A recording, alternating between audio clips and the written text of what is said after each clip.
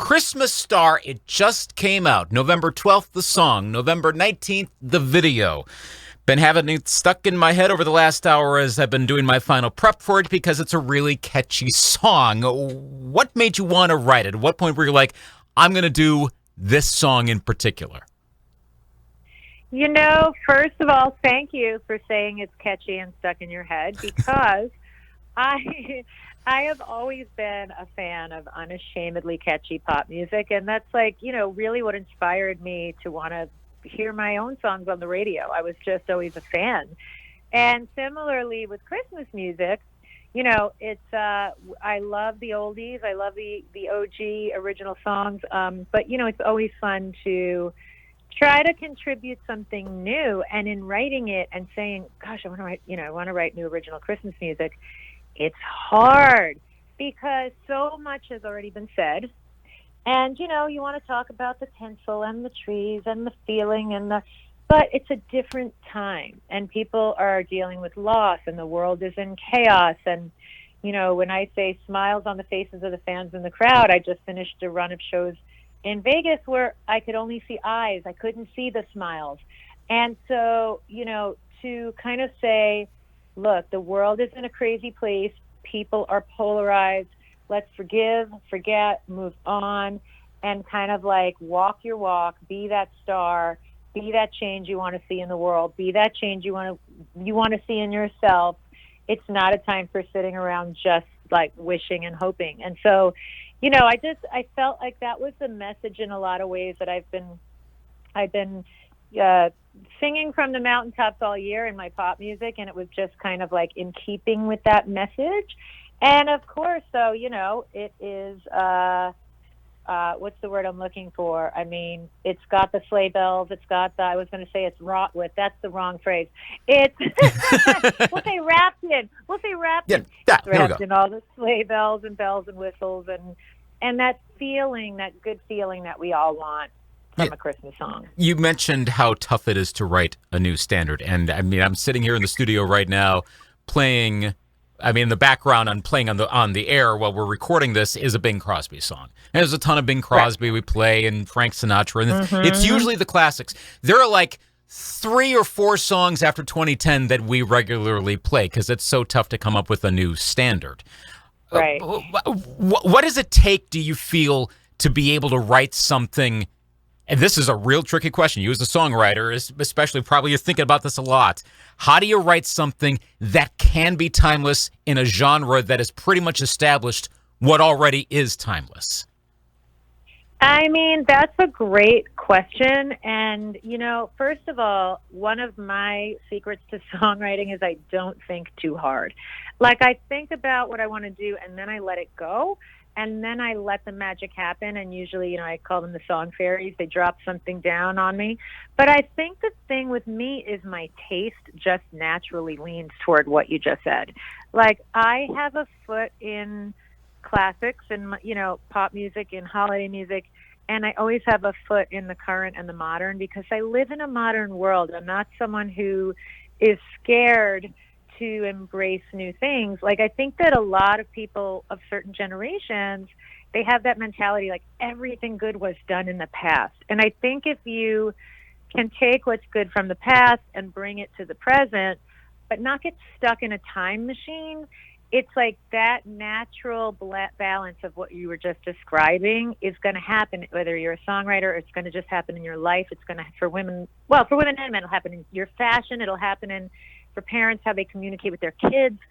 So I just think kind of staying relevant is a state of mind, but then also, again, like, of course, who doesn't love the Bing Crosby Christmas song? Who doesn't love the Andy Williams Christmas specials? And I think it's like, take what's great from that, put it in a blender with what's current and fresh. And I work with a 20-year-old producer named Sean Thomas. He played one of my students in my Hallmark movies.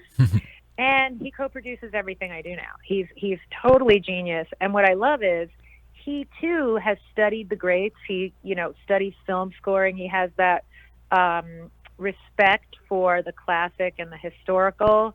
But he's 20. So he's going to bring to me, like, naturally, a song that sounds like a modern synth song. And somebody, like, subconsciously is going to go, I heard that song in the Weeknd's, that sound in the Weeknd's new record, right? Right. But I'm still me, and I still have my very traditional melodic sensibility that's good, that you're going to hear too. So I think it's a matter of, who you collaborate with, and kind of like, for me, what I surround myself with in my life that just keeps things kind of fresh and new. I remember, I have, you probably don't remember this, but about a decade and a half ago, you were on tour with the O'Neill Brothers, and came to Western Wisconsin, and in Eau Claire was this old theater, the State Theater, and actually one of the sister stations here, the building, I was with them at the time. I actually very briefly met the usual photo op backstage. I remember asking you a question about perfect pitch. Because my choir director told me that I had it, and I've never been tested. I don't know, and you're one of the only pop musicians that I've been familiar with that has perfect pitch. So you talk about working with a 20-year-old coming in who, I mean, age is kind of immaterial in and of that self, but your sense of pitch, your sense of melody is such. How exacting do you find that as you're working on even a Christmas or whatever genre of music? How exacting do you find that to guide you to write a certain type of song where you're like, okay, this doesn't quite sound right, we need to adjust this, and then having a collaborator in who's got a sense of a different genre of music, a younger genre of music? I mean, well, first of all, it's funny you mentioned perfect pitch, because with Sean, that was one of the things I knew about him right away. And that, like one of the classroom scenes in the Hallmark movie out, I heard him singing from the back of the class, and I was like, that kid has perfect pitch. And it's not just like a matter of you can sing on tune. It's like you are into the nitty gritty heart of the note with the milli pitch. Mm-hmm. But yeah, I mean, I didn't quite get the question. Ask me again, like the specific question within. Okay. I got everything you were saying. That's fine. Of how when you hear music the way you do, and you've got an idea, you're working with someone who also has that, and especially knowing that he's got that as well. Does that make the creation process? I'll phrase it this way. Does it make the creation process easier or more difficult when you know what's kind of driving you when you're assembling different chords together? You want everything to sound just right, because you're gonna want the musical sound. You can't just mail that in. Those of us that have a good sense of pitch, Yeah, so there's that, and there's also like the mix process and the frequencies. So it makes it easier to communicate musically. It's like speaking a shorthand, speaking a language. So I speak that with Sean. I speak that with a lot of people I work with. What makes it hard, but makes it better, because, your game is constantly getting upped, is it's like anyone listening who has that kind of like compulsion, like when they're organizing their house, for instance, that once you start, like my house could be really messy, but then once I start, I'm practically alphabetizing things. You know what I mean? Like I'm like, oh my God, this has to go there and this has to go there, and it's like OCD.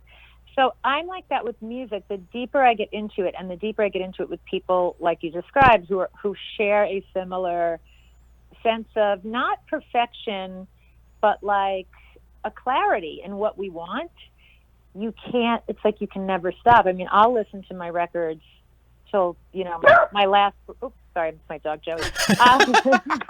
He's got his sweater on. He's ready for a walk, but he heard walk. Nice. Give me a few minutes, Joe. Give me a few minutes. But, it's almost like I will never, ever listen to one of my records and not hear something I could have done better. Oh, that frequency could be, that could be a little brighter. This could be sitting a little better in the mix. That delay could have been a little. So the attention to detail is crazy making, but in a great way, because, it is kind of all in the details. And it is in the details of like arrangements. I always loved Quincy Jones. I always loved what he did with Michael Jackson, because you listen to those records and it's like a Tetris puzzle. Mm-hmm. It's not just a cacophony of instruments playing. It's very well thought out. So I like to work with people like that, where things really have kind of a certain sensibility. So it makes it more fun, more crazy making, easier and better. Yeah, All of the there's a above. lot that goes into it. Yeah. Yes. Okay, so your favorite Hallmark town of all the Oh, movies, of the ones you're in, the ones you're not in. What's your favorite oh my Hallmark town? God, that's so funny. Okay, so my movie was set. Well, movies. The original and the sequel were set in Youngstown, Ohio, and I loved that town. I went and did the symphony there. I did a symphony date, and I was like, oh my God, it's such a cute town. And so I did love that. But I'm gonna go with one of my all-time favorite Hallmark movies, and I have no ties to this movie, meaning I'm not friends with anybody in it. I don't know who wrote it. I don't know who directed it. But Christmas in Homestead. So it's where there's like a movie star that comes to a small town, and it's like the mayor is a single dad. And I don't know. I love that town. I love the feeling of that movie. It's probably 5 or so years old at this point. And it just came on again the other day, and I was reminded as to how much I love Homestead. I don't even remember where Homestead is or if it's real, but who cares? I'll keep my eye out for it over the coming weeks. I'm sure it's going to be on Hallmark at some point or another. Yeah. So what you gotta love about Hallmark is it's always like New York by way of Vancouver, Homestead by way of Vancouver, Youngstown, Ohio by way of Vancouver. You're like, I didn't know Ohio had all these like ski slopes and mountains. And, Yeah. But they make it work. You kind of forget about the geography for a couple hours or so. It works out. Yes, I mean the way they do up like the taxi stand at an airport is unbelievable because you're outside of some little something, whatever, some office building or some, and they have you convinced it's an airport. We're waiting for our Uber. So anyway, they're amazing. I love Hallmark. I'm going to be watching plenty more of that over the next few weeks. So looking ahead to next year, I read in an article that you are planning a holiday album. Yes, I'm actually probably 2/3 of the way done with it, and because vinyl takes so long to press and everything's got to be on vinyl now, especially a Christmas album with the beautiful packaging and everything, I have to be done with it fairly soon. But it's fun because finishing it during the actual holiday season really, really puts you in the mood. So yes, I'm working on the final ideas for that. It'll be a mix of originals and classics and a mix of styles because I do love everything from the Ronnie Spector, Phil Spector sound, which Mariah has, done in her own way so beautifully, and Kelly Clarkson has done so beautifully. And I love orchestral stuff. I love big band stuff. I love the kind of modern take, that I did with Christmas Star. So there's going to be a blend of styles because I've waited 35 years to do this. Good. That will be something to look forward to. Very last question, about 30 seconds here before I have to let you go. The Body Remembers has been out for a little over 3 months. How have the fans fully reacted now? They've had weeks and months to digest all the material on there. Any songs that surprised you in terms of, wow, I didn't think they were going to like this one? And what are your general thoughts quarter of a year on? Oh, I love that question. Yeah, here's what I feel. I feel we artists should never dumb down our fans and think like they're going to like the most obvious track. So nothing ever surprises me. I'm thrilled. There's been such an amazing response to the song Legendary because Legendary for me is one of the richer songs on the album. I mean, I try to make everything rich in terms of like, even if it's a super fun upbeat dance song, I want there to be layers within the vocals. There's trite and then there's rich and still fun.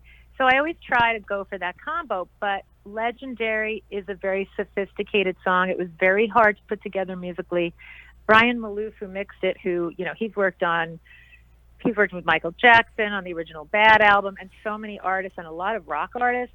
And he was like, I thought of him for it because I needed someone to really like help me bridge all the transitions. And he was like, wow, this is like a beautiful, crazy mess that I have to, and I'm like, I know, that's why I called you.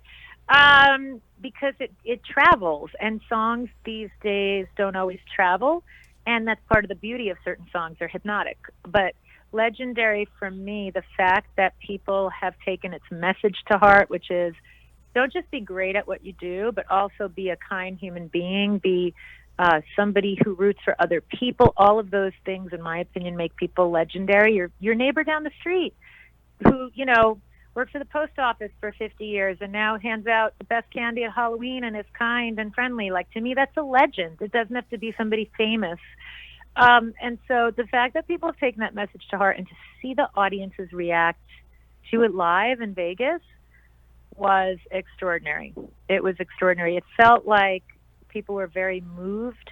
And as a songwriter, that's all I ever want to do is move people. So that for me was like the standout in terms of reaction. And I also love that people, because I do this, I'm in a different mood every day. So I could visit a different playlist that I've made or a different song from a particular album. And it changes. And it changes even for me every day with my own music. What's the favorite, So I love that people kind of are like, oh, I'm feeling Love Don't Care right now, or I'm feeling Red Carpet Ready right now.